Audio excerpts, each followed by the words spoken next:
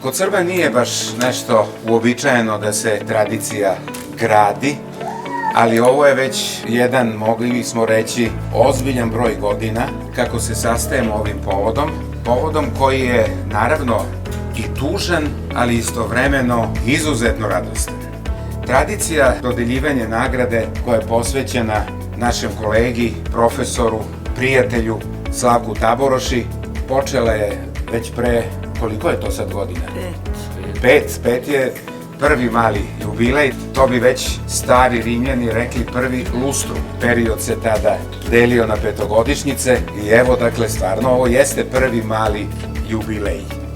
Drugim rečima, ovaj jubilej nam garantuje da će ovaj lepi običaj da živi, a da će sa njime da živi i ime i delo, a i naše sećanje na divnog profesora Slavka Taborošija.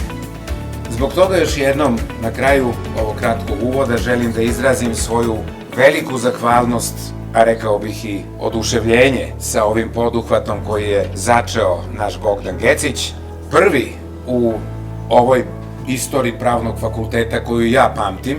Dakle, u novije vreme toga nije bilo, možda je bilo nešto tamo pre Drugog svetskog rata, ali rekao bih u posleratnoj istoriji Pravnog fakulteta ovakvih poduhvata, ovakvih lepih gestova ja se ne sećam da je bilo. Zbog toga će svi ovde prisutni ostati nekako zapisani u toj maloj istoriji koja sada počinje sa 5. rođendanom ili sa prvim lustrumom ove fondacije. Bogdane, još jednom hvala od srca u ime fakulteta, ali naravno hvala od srca u ime porodice. Hvala puno.